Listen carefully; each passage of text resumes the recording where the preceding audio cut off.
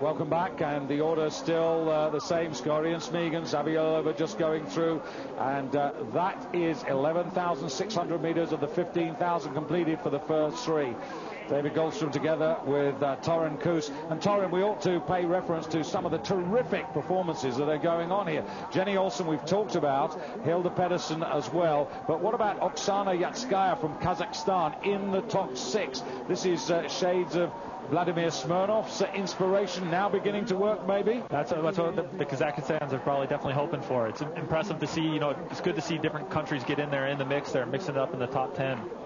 And again, she's 24, so, absolutely at the beginning, not at the middle, certainly not at the end of her career. Now she's gaining that strength and really showing what she can do. Although she's been on the team for 9 years, this is when it's really happening for her.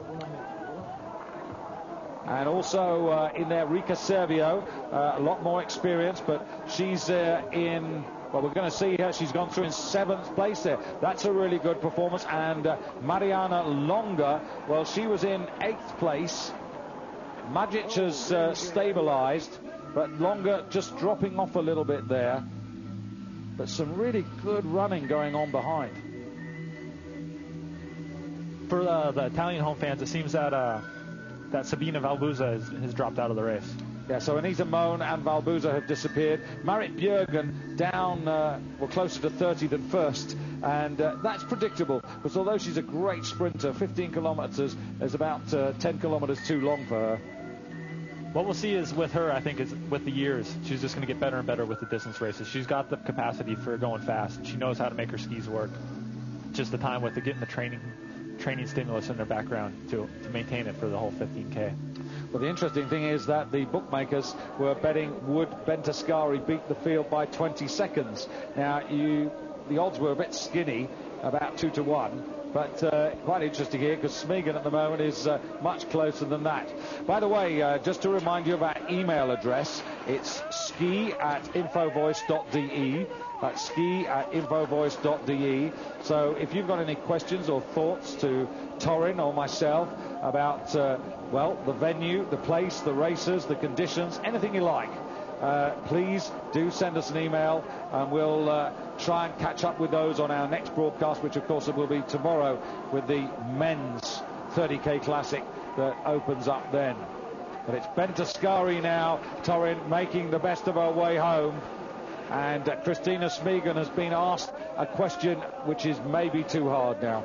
Well, we'll see if she has the reserve to come back and kind of fight back. This is a really hard time for her mentally, because she's just been dropped.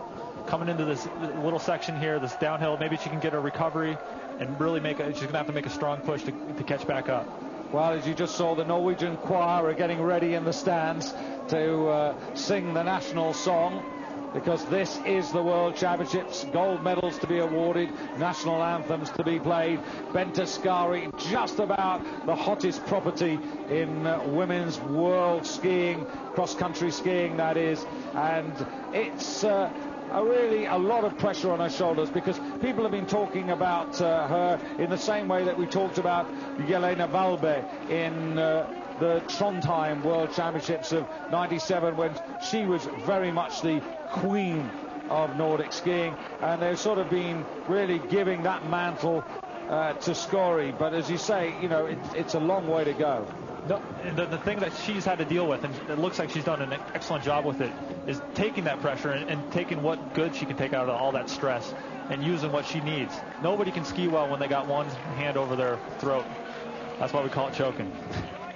But here comes Smeegen. She's still got her in her sights, and I'm really impressed the way she's stuck to her task, because it would be very easy now for Smeegen, who's got a clear enough margin over Zaviolova, to say, okay, I've done my best, I'm just going to cruise now, and I've got a long way to go in these championships. But you can just see the stride has shortened, hasn't it? Yes, you just saw that how smooth that Bente Skari looked there, and she was able to stay in the track, not have to get out and run there at the last little bit. Zaviolova still in that bronze medal position. Jenny Olsen, Hilda Pedersen, Oksana Yatskaya for Sweden, Norway and Kazakhstan, with Rika Servio just behind. In fact, that little group of Olsen, Pedersen, Skari, those three not covered by much more than 3 or 4 seconds. So that should be an interesting finish here. But up we come now with less than 1,500 meters to go for the leaders, less than 1,300 as Zabialova holds on. And as we suggested, Torin, the advantage that Zabialova's got is enough. The cushion is big enough to hold that bronze medal. Yeah, it's looking that way. There's just only so much track left to ski. Just to tell you how fast they're going up in the front, they put 40 seconds in 3.5K on Zabialova, and she's still in the bronze medal position. But all credit to Zabialova. One thing we said, she's never won a major championship medal. So if she gets the bronze, she's going to be leaping for joy here. Yeah. She's just one of those racers that's always in the mix there, kind of mixing it up somewhere between 3rd, 4th, 5th. Christina, can she find that extra gear? A look at Skari, just being aware, very alert to everything that's going on, but she's got this race in her control now. Barring a fall, barring something absolutely ridiculous, then this great talent, 30 years of age, from Nittedal, and her proud father, Odd, who's a member of the International Ski Federation's cross-country organisation and committees. He's here to witness what may be the proudest week of his life, really, because he himself was such a good cross-country skier in 68 when he got an Olympic medal, and really a driving force in cross-country skiing. But here comes Skari. The camera angle foreshortening the distance, making Smeegen look, in fact, a lot closer than she really is. But the Estonians seem delighted because it's going to be an opening medal for them as Skari comes down the finishing straight. She's in the last 100, double poling, and she can take this in. She can look at all the fans who've travelled from Oslo and Nittedal and all over the place. And she's cruising in now to take what may well be gold one of many more to come.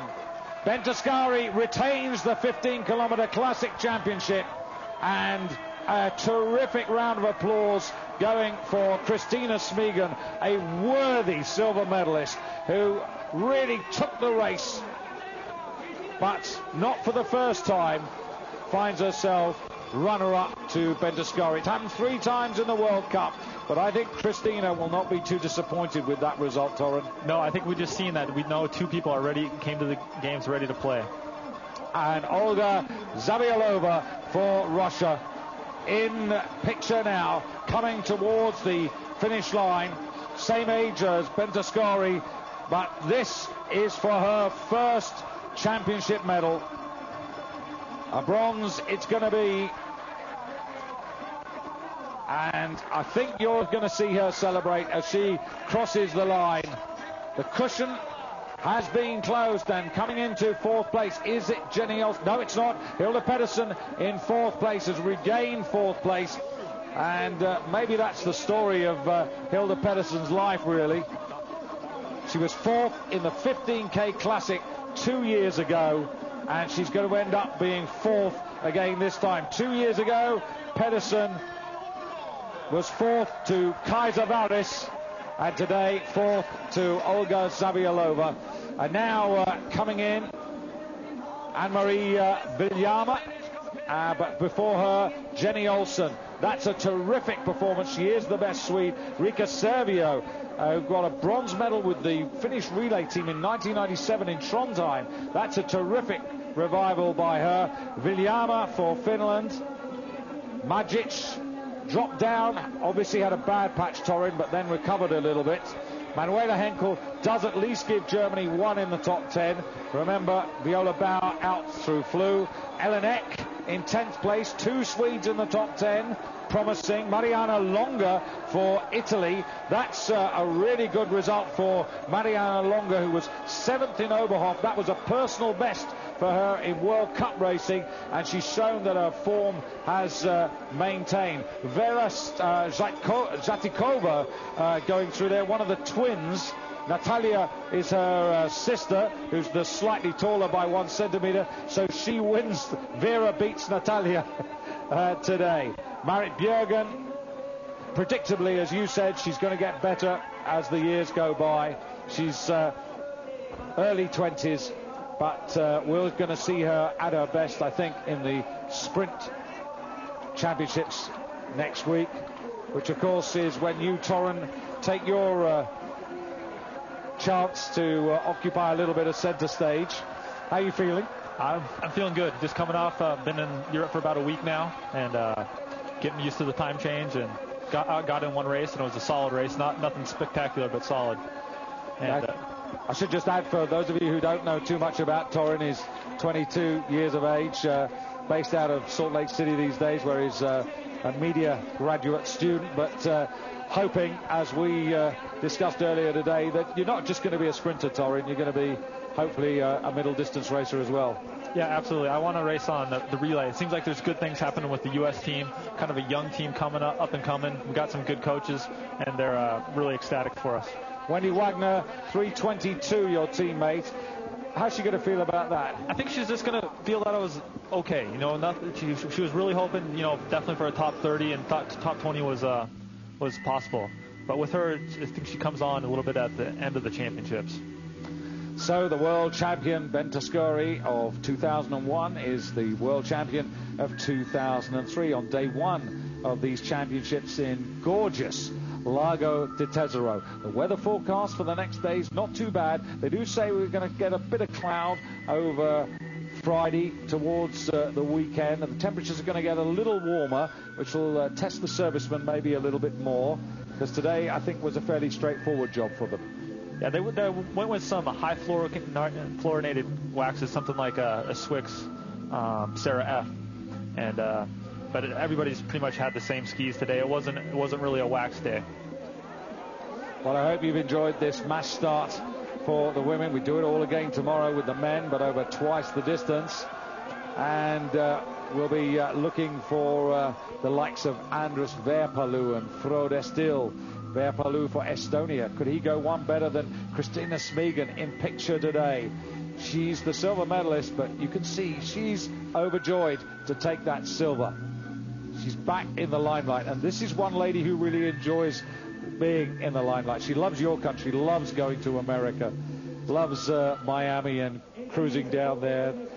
It really enjoys the lifestyle. She said ambitions about buying. She said, well, I can remember talking to her in Lahti, and she was saying, well, you know, if I was really, really successful, you know, I could have the big car and do all that stuff. Good fun, Christina. Do you have any thoughts for tomorrow coming in, what you've seen today? Well, I think Veerpalu's going to be a tough man to beat. I mean, he's a classic specialist, but he's not only a classic specialist, he's a specialist for the big occasion. Absolutely. I was just thinking the same thing. Somebody that knows how to come into form at the right time. And we've got lots to talk about, because we're going to be talking about his